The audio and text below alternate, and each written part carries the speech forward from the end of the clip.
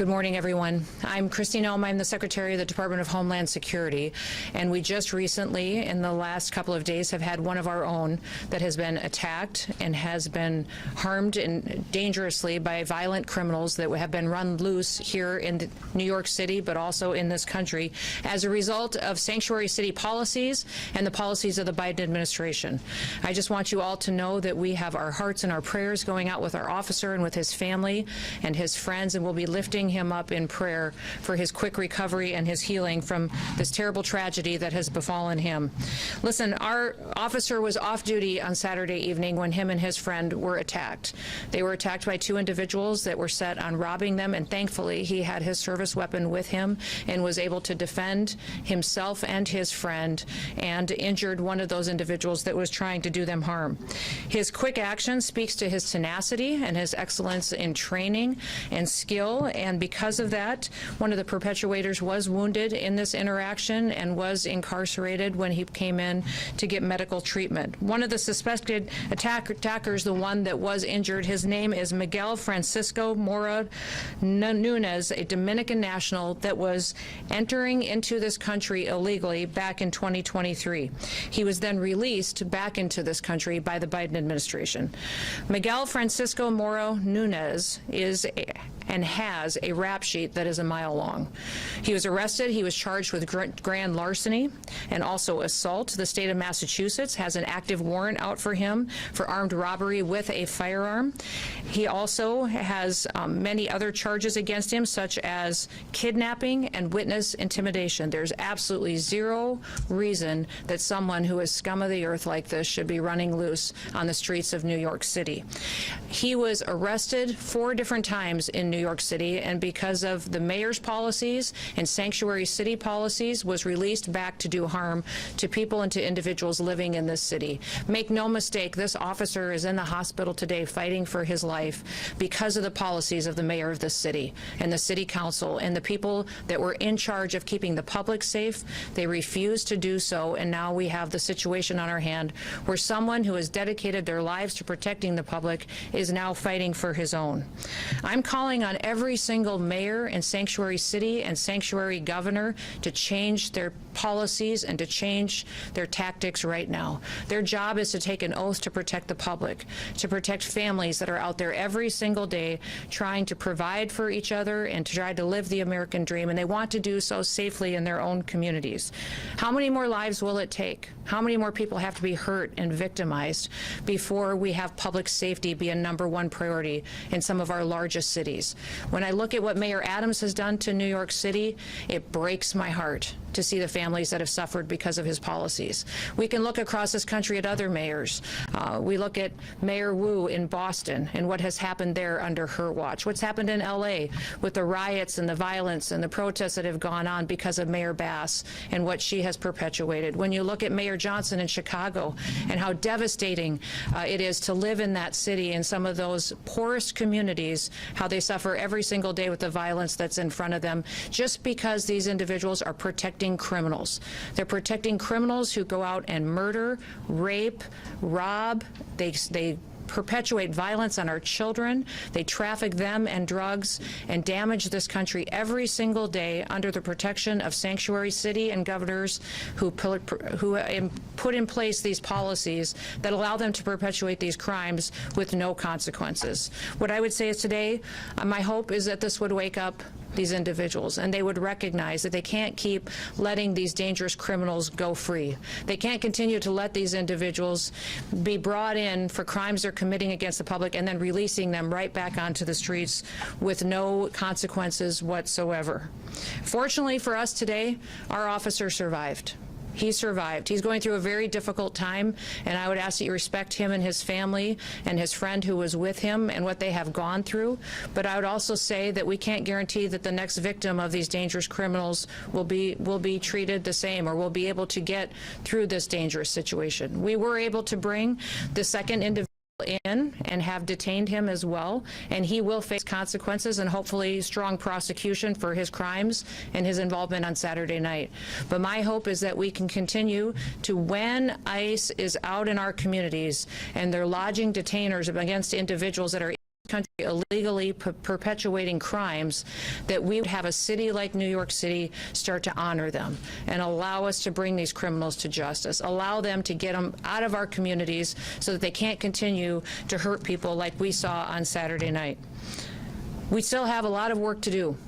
We've seen violence against our officers go up over 830% just in recent days because of the rhetoric out of politicians and the rhetoric out of individuals who are letting this victimization go on and on against the public. So I would call on everybody today to recognize what can happen, how in one moment someone's life can change, their whole family can change, and it is happening every day across this country.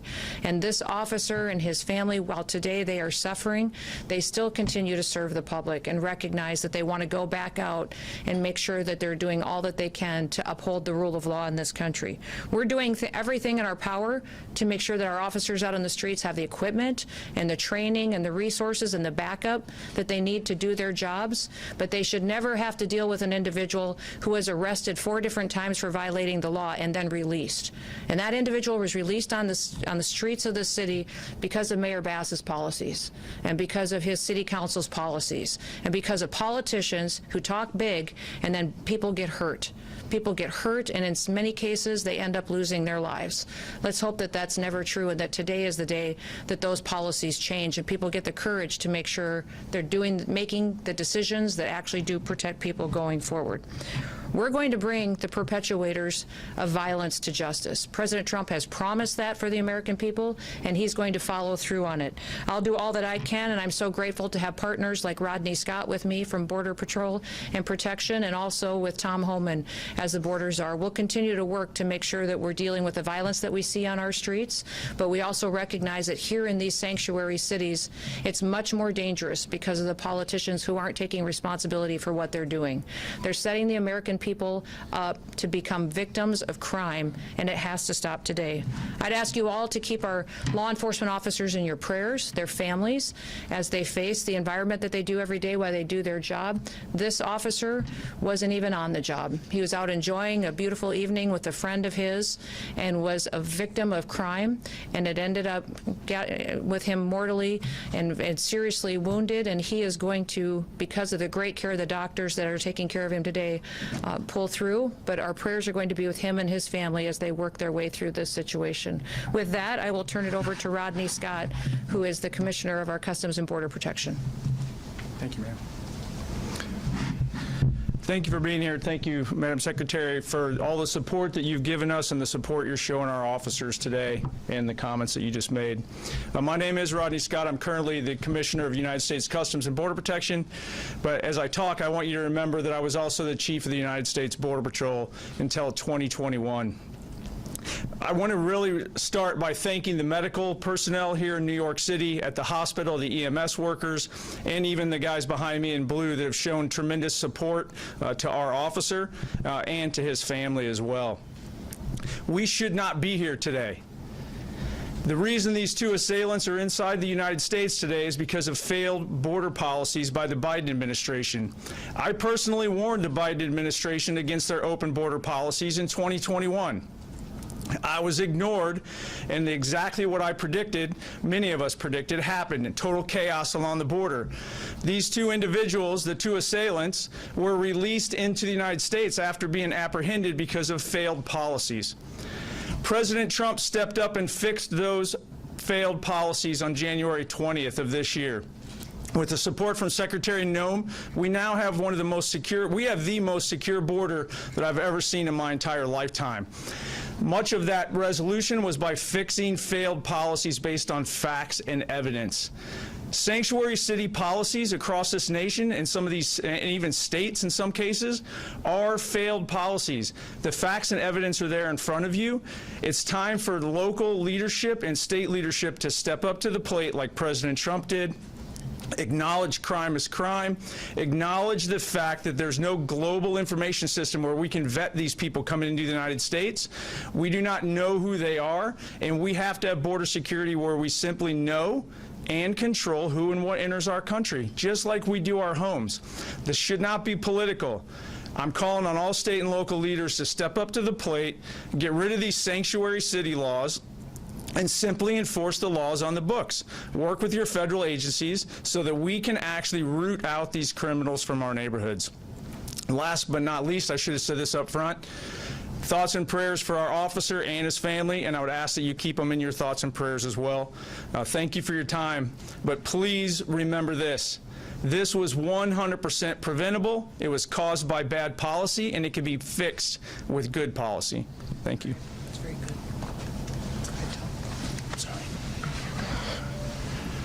I visited the officer last night. Of course, he was heavily sedated, so I didn't have words with him, but I did talk to his family. They're devastated. It's just a shock to the soul when you walk in and see that young man laying there. Secretary said it, Rodney said it, sanctuary cities are sanctuaries for criminals. Stop. I've been doing this since 1984. I've never seen a situation where I see it today. New York City, how many times do you want to see NYPD attacked by illegal alien criminals in this city? Now a federal officer. How many citizens in this city have been attacked by illegal aliens in this city? You see the polls. Everybody agrees we should be arresting public safety threat illegal aliens, but you got a city council here that locked us out of Rikers Island. Are you kidding me? So an illegal alien in Rikers Island we can't talk to, we don't have access to. That makes the city unsafe. Every sanctuary city is unsafe. I'll say it again, sanctuary cities are sanctuaries for criminals. And I want to work very hard with Secretary Noem to keep President Trump's promise and his commitment several weeks ago that sanctuary cities are now our priority. We're going to flood the zone. You don't want to let us into jail to arrest a bad guy in the safety and security of a jail. You want to release him into the street, which makes it unsafe for the community, makes it unsafe for the officer, makes it unsafe for the alien. Anything can happen on a street arrest. So what we're going to do, we'll have more agents in New York City to look for that bad guy. So sanctuary cities get exactly what they don't want, more agents in the community and more agents in the work site. If we can't arrest a bad guy in the safety and security of the county jail, then we'll arrest him in the community, and we'll arrest him in the jail. And when we arrest him in the community, if he's with others that are in the country, they're coming too. Sanctuary cities are sanctuaries for criminals. President Trump is not going to tolerate it. And I'll work every day with Secretary Noem to make sure we get as many bad guys, illegal aliens out of this country that we can. And I want to say one more thing. I'm sick and tired of reading in the media every day how ICE is not doing what the Trump administration has promised, that we're not arresting criminals, that most of the people we arrest are not criminals. I look at the numbers every day. The numbers I looked at the other day, 130,000 arrests and 90,000 criminals. Do the math, that's 70%. And who are the others? Others are those who have final orders, who had due process at great taxpayer expense. A federal judge ordered them removed, so ICE's job is to remove them. Who are the rest of the people? National security threats. Under Secretary Noem's leadership, they've arrested several hundred Iranian nationals. National security threats. They may not have a criminal conviction, but they need to be detained. They need to be arrested and taken off the streets of this country. Then I read another story about how most people in ICE detention aren't criminals. Now the story is, how bad would criminals have to be? I saw a story, only 1% of the illegal aliens removed were murderers. Are you kidding me? Being in the country illegally is not illegal anymore? You got to commit a murder to be deported? If you look at ICE detention, I'll say it again, look at the detention, who's in detention? I looked at the numbers this morning. A majority are criminals, have criminal history. Who are the rest? Final order cases, who a judge ordered removed. The others are expedited removal. By federal statute, demands they be detained. So with the media out there, let's try telling the truth about the men and women of ICE and the men and women of the Border Patrol. I wore that uniform. I was an ICE agent. These are the finest men and women in this country that put their lives on the line every day for this country. I buried Border Patrol agents. I buried ICE agents. Luckily, thank God, we're not burying one today. Enough. I love the men and women of ICE. I love the men and women of the Border Patrol. They're finally doing the job they took a note to do, and they got a great leadership of Secretary Noem, who's going to enforce the law without apology. I appreciate your leadership, man. Appreciate you. Appreciate it. That's all.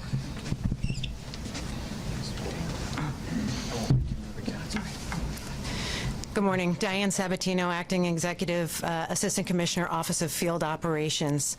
First, I certainly want to express my heartfelt thanks to Secretary Noem, Commissioner Scott, and Border Czar Homeland for the incredible support they've demonstrated for the New York Field Office of Field Operations the last couple of days. You know, it is a tragic scenario to get a phone call about an officer, any CBP, Customs and Border Protection employee, that's injured in the line of duty. It was even more tragic, this individual off duty. You know, they picked the wrong guy in this particular case, two assailants, you know, just a crime of opportunity. Unfortunately, and I apologize, I'm a bit overwhelmed. I saw the officer this morning, and having met him before and seeing how challenged our officers are in taking care of each other during this hard time. But just to get back to what I was saying, they picked the wrong individual to try to rob. And thank God, when we invest in our CBP officers, we invest in training, we invest in vigilance 24/7. Our officers and our agents stand watch 24/7 on the front line of the United States of America. And we'll take action, and we'll demonstrate that vigilance and dedication in any opportunity. That's great. Thank you. Go ahead, Frank. Morning, everyone. My name is Frank Russo. I'm the Director of Field Operations for U.S. Customs and Border Protection in the New York Field Office. We sit on a historical site. This building, One World Trade Center, sits on the very footprint of our old custom house. We were here from 1973 until 9/11. The memorial fountains that sit outside this window remind us of the attacks on 9/11. We have employees who were here for the first attack in 1993. They were here for the attack on 9/11, and they're back again. Our officer who was attacked on Saturday night embodies all the courage and resiliency of all our employees in CBP who are here in the New York Field Office.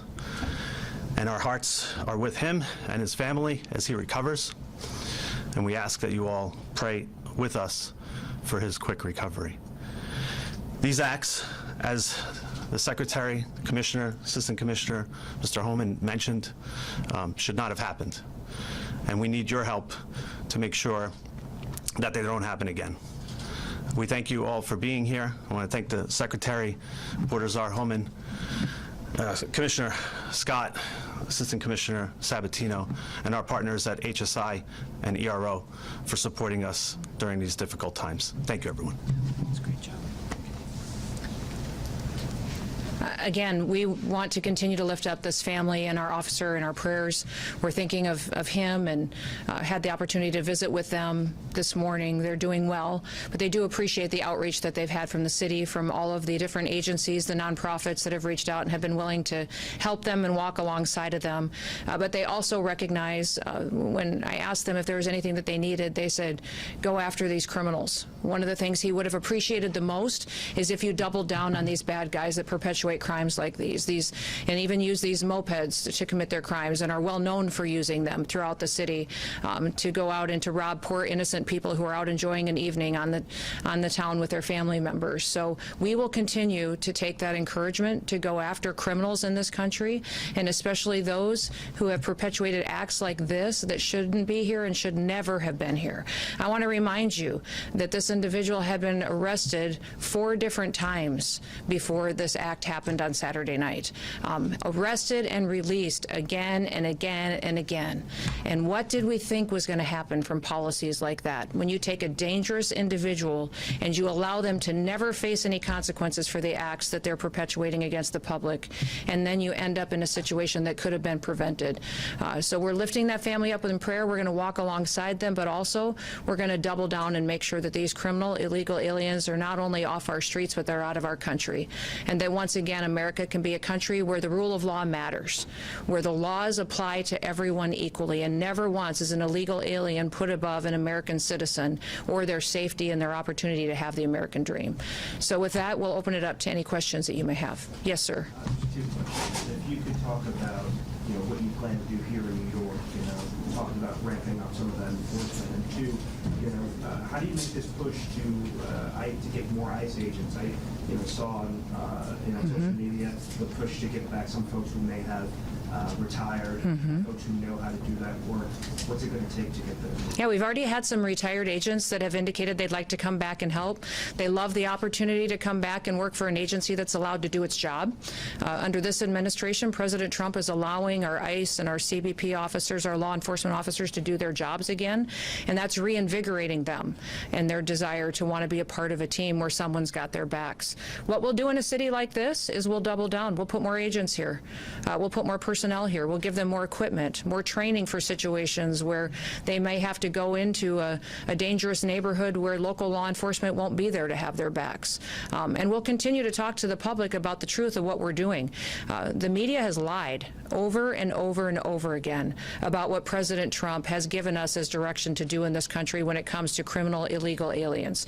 We have prioritized them. They are our targets. We're going to go after those individuals that are perpetuating crimes in our country and remove them and get them out and have them face consequences for what they're doing. So what you will see when you have a mayor like this, a city council like this, that's allowing their people to be victimized, is that we will follow through on our promises. We'll put more people here, more agents, more resources, and we'll have more federal agencies deployed in task force models so that they can go out and do their operations and do them safely. Yes, sir. Terry, on targeting violent people, Mr. Homeland just said we're going to flood the community, and if there are people in the country legally not accused of crimes, we'll pick them up too.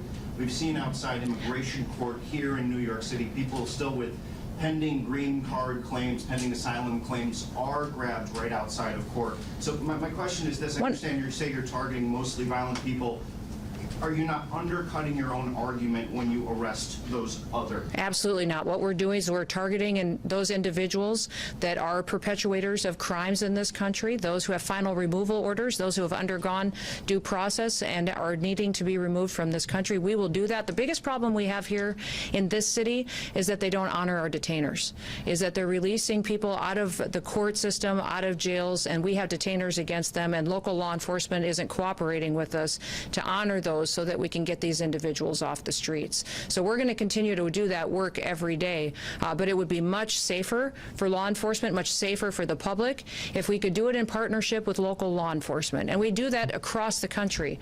In so many states, we have agreements with city police, with sheriffs, with local law enforcement who partner with us to make sure our officers can be safe while they do this work, and we can clean up communities that are victims of crime. Unfortunately, here in New York City, it's a different situation, because here people play politics and then you have innocent people get hurt, and that shouldn't happen anymore. Just to be clear, yes, ma'am. So many of those arrests, yes, ma'am, not accused of criminals, if law enforcement, not accused of crimes, local law enforcement cooperate. That's what you're saying? It depends on if you're talking about those who have charges against them, those who have pending charges, those who have final removal orders. Those all continue to be our focus as well. Go ahead. Yes. Yesterday we learned the suspect, Miguel Francisco Mora Nunez, was once deported and then re-entered the country illegally through the Arizona border sector.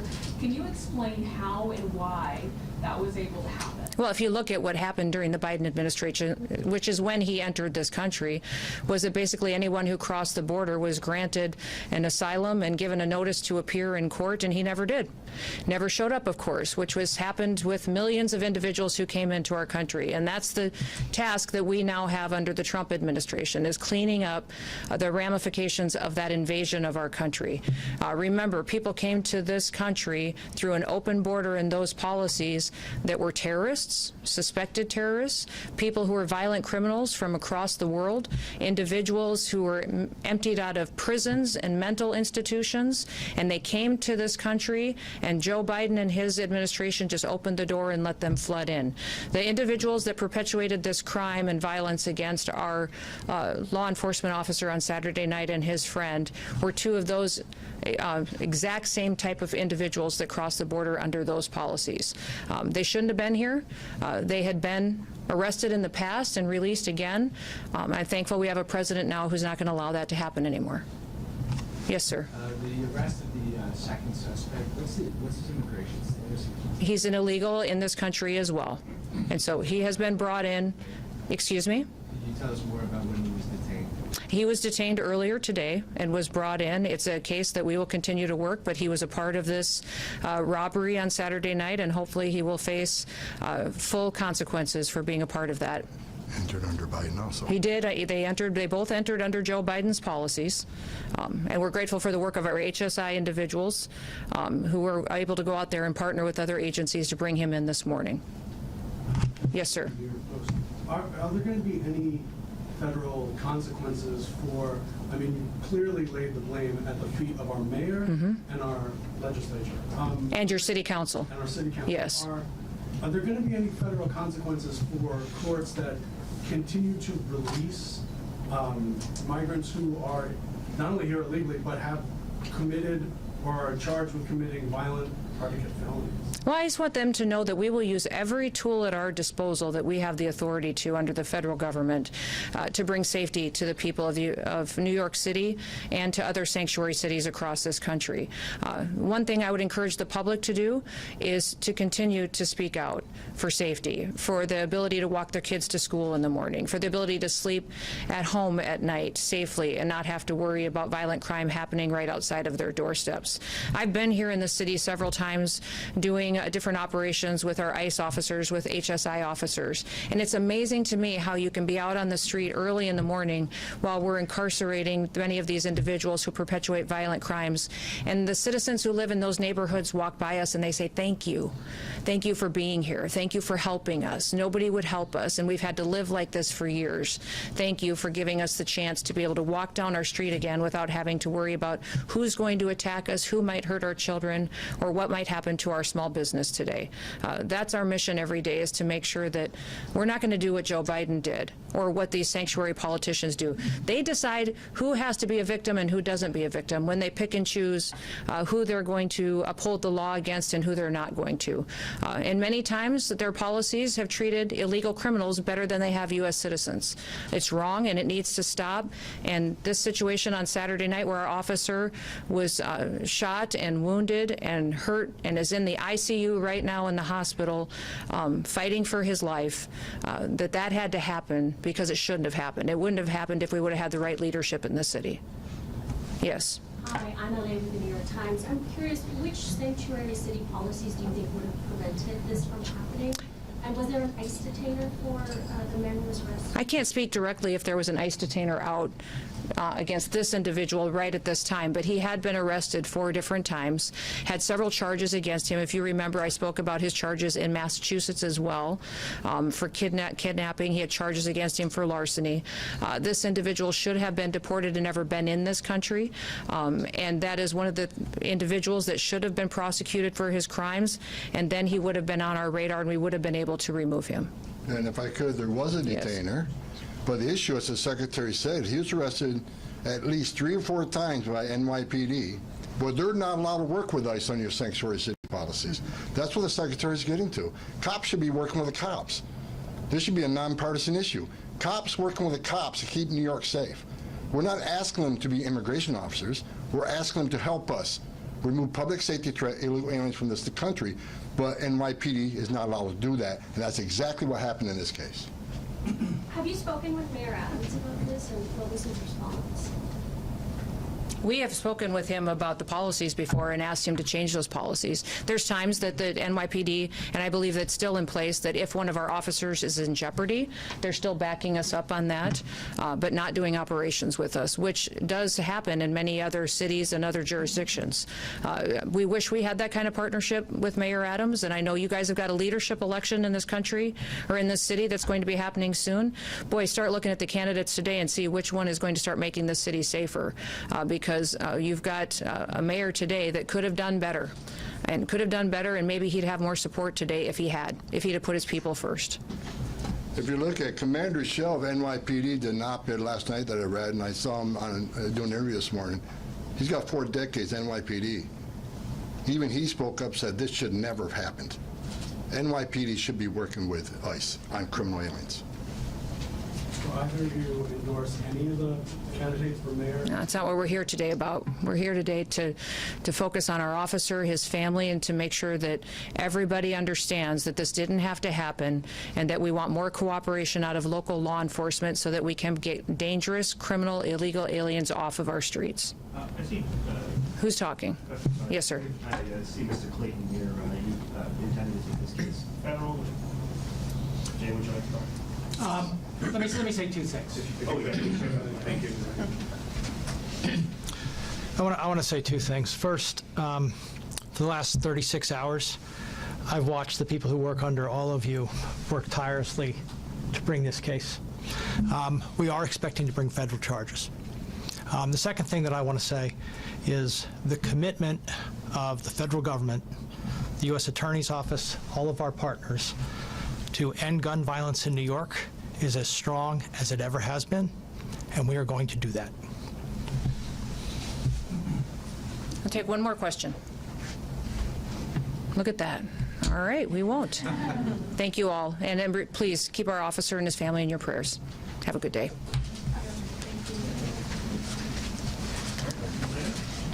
Thanks, man.